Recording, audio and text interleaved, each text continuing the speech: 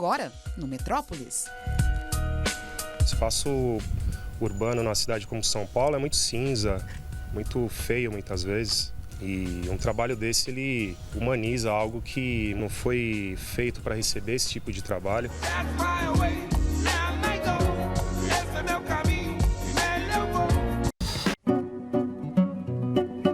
Agora que está terminado, depois que eu reli o livro editado, eu pensei assim que tem uma coisa profunda a ver com a minha geração, que é toda essa questão de guerra, revolução, contra-revolução, prisões.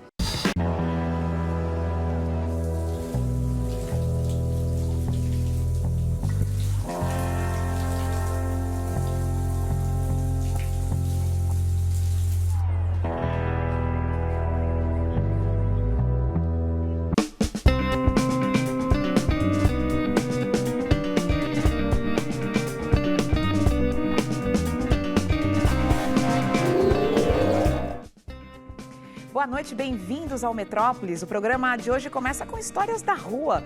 No mês passado, o mural Os Canibais, do artista plástico Nunca, foi apagado por erro de uma empresa terceirizada que é contratada para apagar pichações em vias públicas. Só que essa obra foi feita em 2005 a convite do Sesc e com autorização municipal. Chegou até a ser publicada no livro Street Art, The Graffiti Revolution, lançado em 2008 na Tate Modern, em Londres. O caso teve repercussão justamente por não ser o primeiro. É claro que na rua um grafite está sujeito a interferências, mas substituir a arte por um paredão cinza ou bege revela que o reconhecimento do trabalho de muitos grafiteiros acontece mais fora do Brasil. Nunca foi autorizado a fazer uma nova pintura no local e o Metrópolis acompanhou.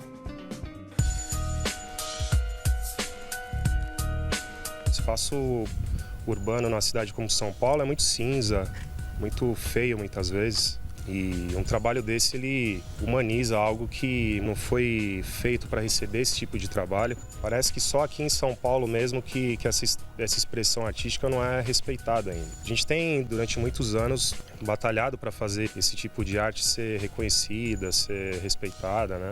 Francisco Rodrigues, mais conhecido pelo apelido de Nunca, já percorreu várias galerias e deixou suas marcas em diversos muros mundo afora. Em 2008, ele pintou a fachada de uma das galerias mais importantes, a Tate Modern, em Londres. Seus desenhos podem ser vistos em aviões que fizeram parte da aeronáutica na Segunda Guerra Mundial, no projeto Boneyard, em 2011. Últimos retoques para a cidade de São Paulo ganhar uma nova obra sua. Qual é o tema desse novo mural? O mural chama Os Novos Canibais. O mural anterior chamava Os Canibais. O tema, né, em torno desse mural é basicamente sobre modernidade, ancestralidade, o papel da loucura da cidade, né, na construção do ser que é cada um que passa ali, né, para ir para o trabalho, para ir para a escola.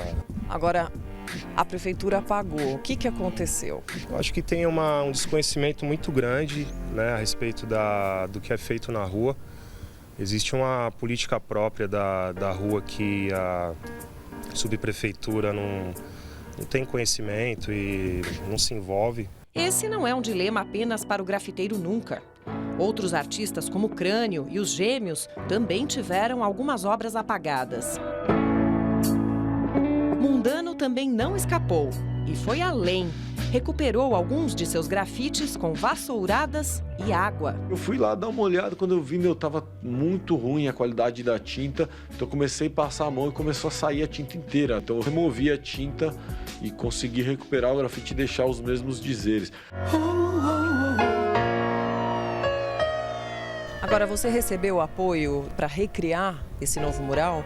A subprefeitura responsável por todas as outras subprefeituras da cidade me procurou, né, por conta de ter saído na mídia, que foi um mural histórico da cidade, que foi apagado e tudo. E ficou acordado que a própria empresa que fez a pintura de cinza faria o pagamento para a repintura do painel. E isso acabou acontecendo um mês depois, né, do painel ter sido apagado.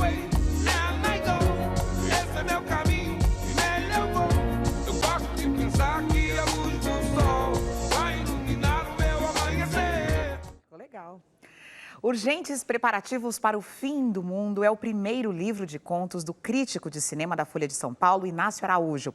Não é a primeira passagem dele pela literatura. Em 1987, ganhou o prêmio de autor revelação da Associação Paulista dos Críticos de Arte pelo romance Casa de Meninas. E o Inácio esteve aqui no estúdio do Metrópolis para conversar com o Manuel da Costa Pinto. Inácio, bem-vindo ao Metrópolis, para conversar aqui comigo sobre urgentes preparativos para o fim do mundo, seu livro de contos, uma bela capa, né, com uma imagem do Sérgio Sister, né? E um belo projeto gráfico da editora Iluminuras. Éder Cardoso que fez a diagramação, né? Eu estou destacando isso porque às vezes chama atenção o livro quando é muito bem editado e é o caso aqui.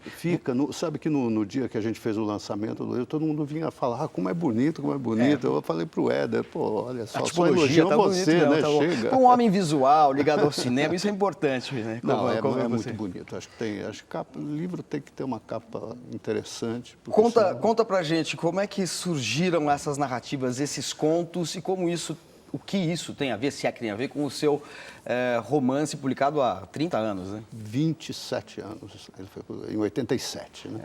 Na verdade, a relação é bem indireta. Quer dizer, Casa de Meninas era um romance que eu acho que é visual, ele parte de um roteiro de cinema, né?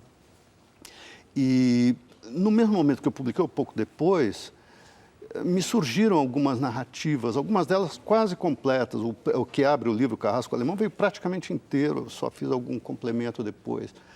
Mas naquele tempo eu estava interessado em cinema.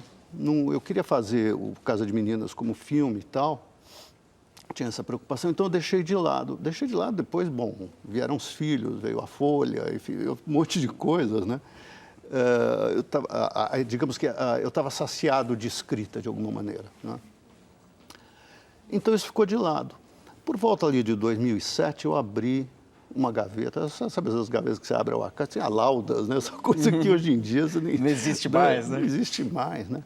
E aí eu comecei a ler, isso daqui não está mal, vale a pena retomar. Me deu um prazer, um gosto de retomar, aproveitar uns tempinhos e tal, sabe? Agora, são contos que, em geral, tem umas personagens meio torturadas, meio isoladas e falando de fatos como guerra, tortura, seitas religiosas. Explica um pouquinho essas recorrências temáticas que aparecem nos urgentes preparativos para o fim do mundo. Não, do ponto de vista temático, assim...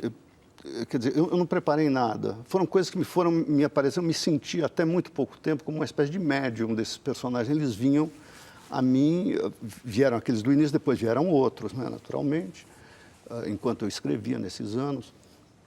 Mas nesse visto, agora que está terminado, depois que eu reli o livro editado, eu pensei assim que tem uma coisa profunda a ver com a minha geração, que é toda essa questão de guerra, revolução, contra-revolução, prisões, mesmo complexo de inferioridade, um conto sobre os anões, né, sobre os pequenos. Então tem uma série de contos que eu penso que remetem, de alguma maneira, embora tenha sido bem inconsciente, à experiência que foi um pouco a minha geração, a experiência da solidão da ditadura, entendeu? Então, por isso são personagens, às vezes, muito torturados, não é?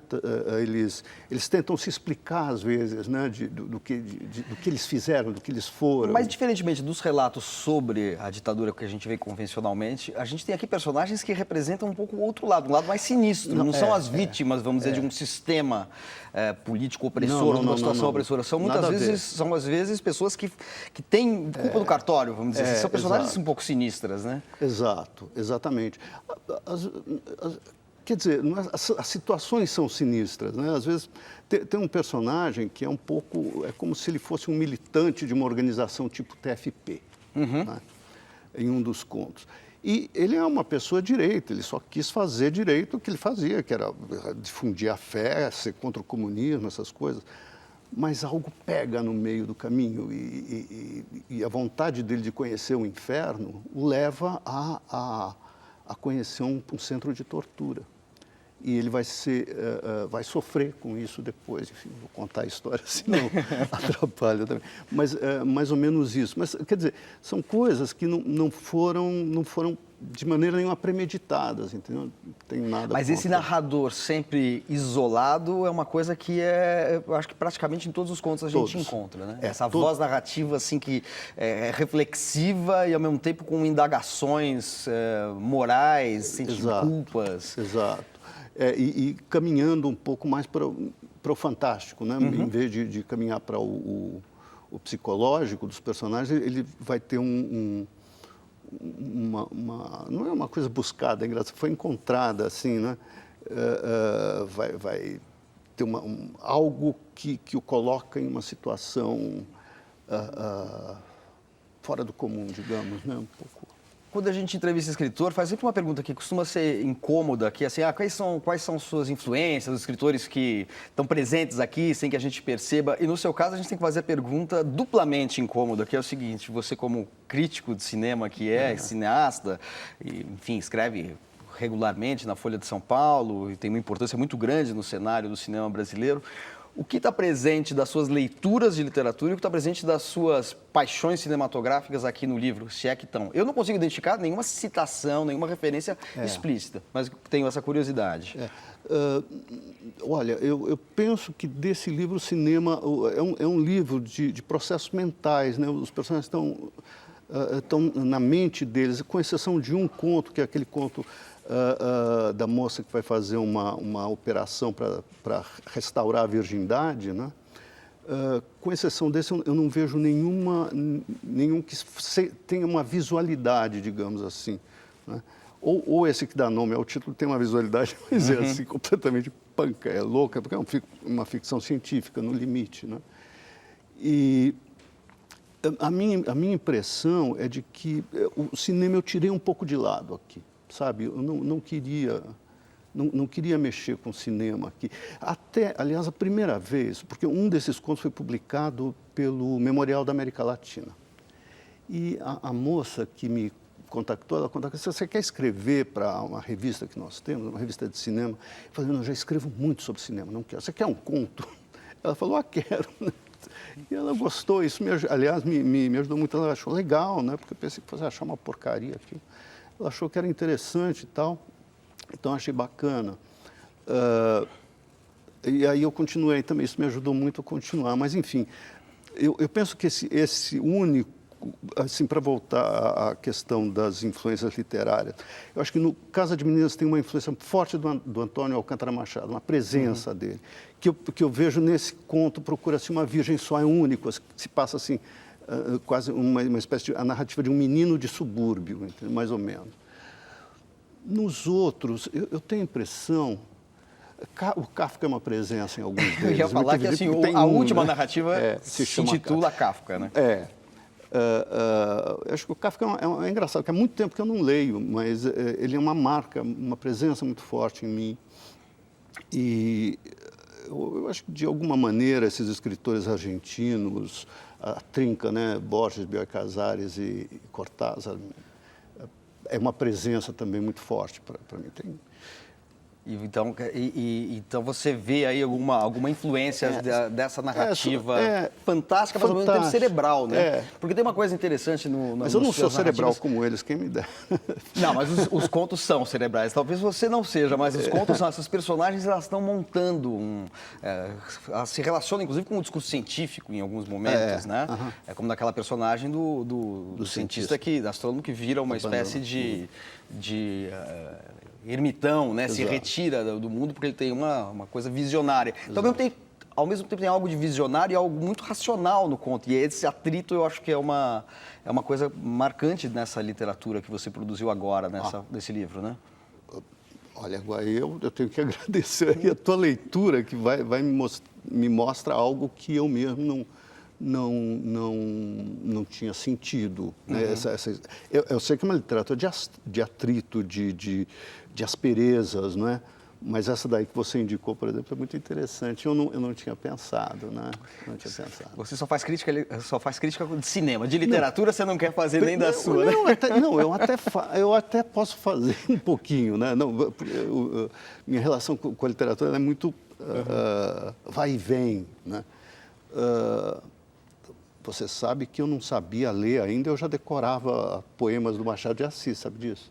Minha mãe me fazia. Aliás, eu dediquei a ela e ao meu pai, um pouco por isso. Eles eram muito literários, mas não eram nada cinematográficos. A minha casa não era nada cinematográfica. Mas era muito literário. Depois eu larguei isso. Agora, hoje eu retomo muito. Eu tenho lido Balzac, o Céline eu descobri há uns 3 ou 4 anos e fico babando com ele. Não tem nada dele aí, mas é um escritor extraordinário, né? Perfeito. Inácio, muito obrigado pela entrevista. Está aqui, Urgentes Preparativos para o Fim do Mundo, editora Iluminuras. Fica aqui essa dica de leitura do novo livro desse crítico de cinema que todo mundo já conhece. Agora pode conhecer mais a ficção e a imaginação literária que você nos ofereceu aqui. Muito obrigado. Foi um prazer. A temporada de ópera do Teatro Municipal de São Paulo segue com grandes produções. Neste fim de semana, estreia a montagem de Salomé com a soprano alemã Nadia Mihael, no papel principal. Essa é a nossa dica, antes do intervalo.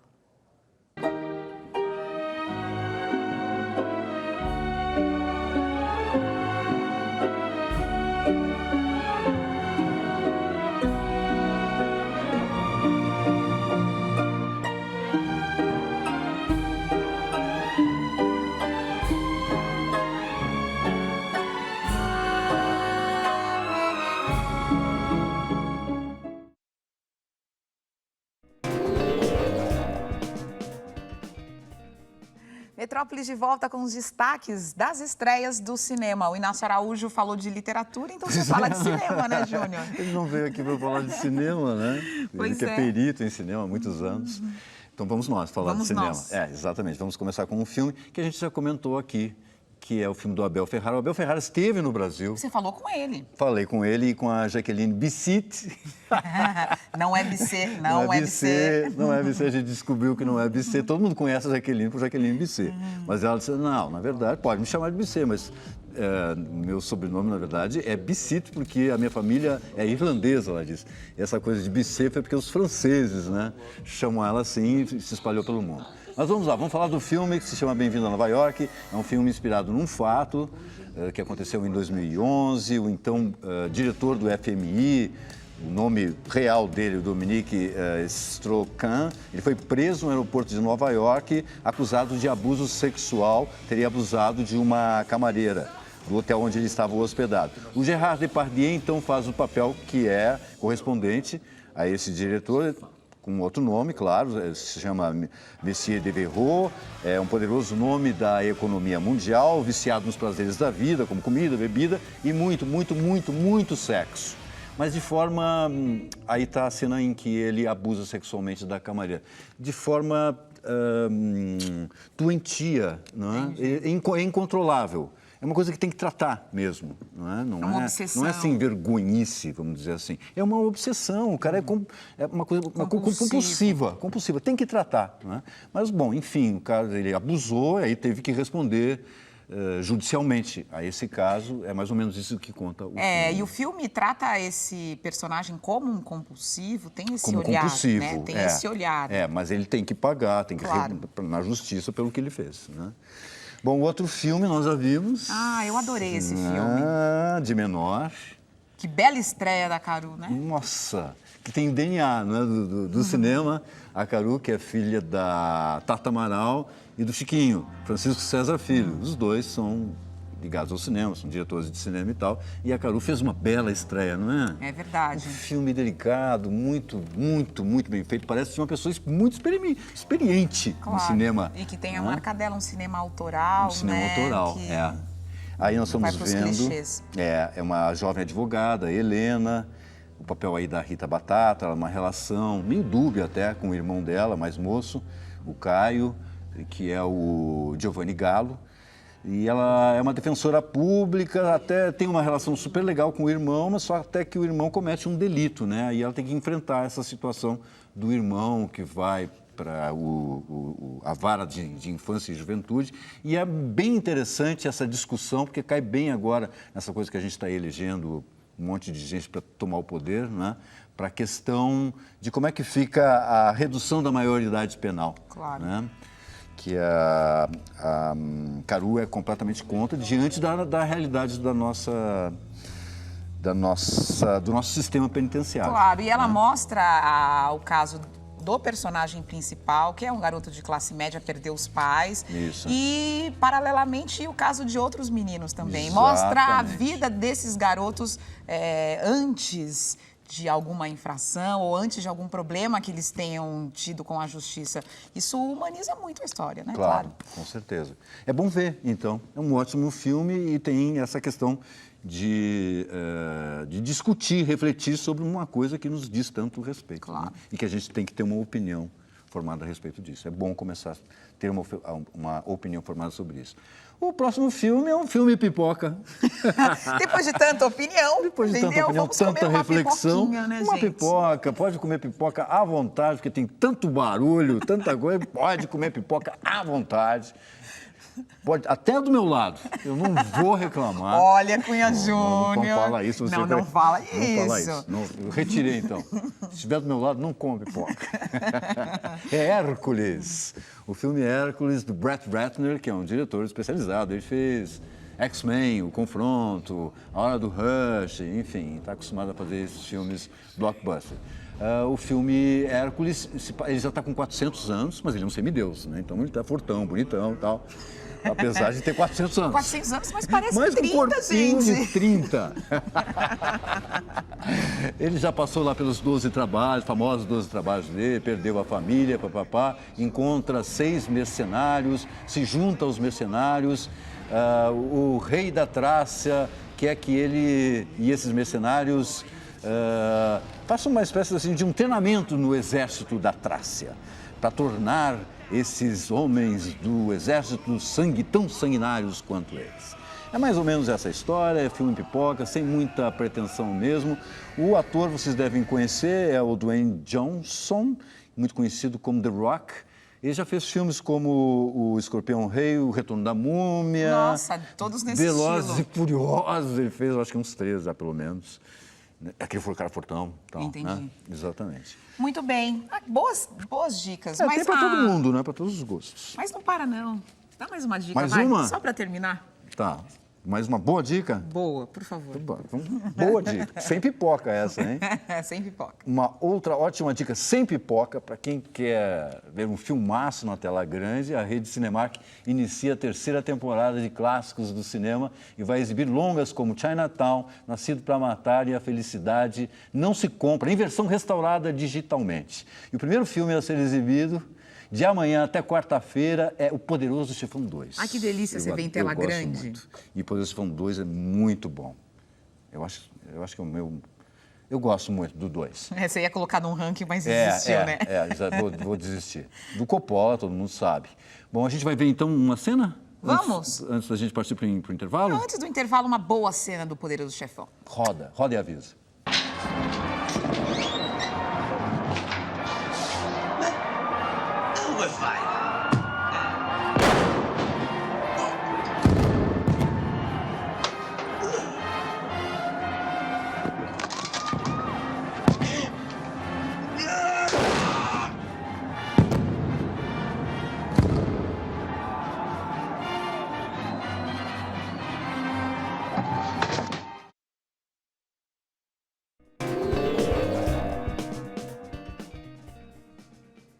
Esta semana, Lucas Arantes, autor da peça Edifício London, foi condenado a pagar R$20 mil por danos morais a Ana Carolina Cunha de Oliveira. Ela é a mãe de Isabela Nardoni, menina que foi assassinada em 2008, em cujo caso da peça é livremente inspirado. Pois a juíza, Fernanda de Carvalho Queiroz, ainda proibiu ontem que se publiquem notícias sobre a condenação. A punição foi para a publicação Consultor Jurídico, que já disse que vai recorrer à decisão. O Metrópolis, que já entrevistou o Lucas sobre esse caso, segue acompanhando essa questão e vai falar mais sobre isso aqui no nosso estúdio, tenha certeza. Bom, a gente encerra o programa de hoje com uma cena do filme De Menor, de Caru Alves de Souza, filme que a gente destacou nas estreias de hoje. Uma boa noite para vocês e até domingo.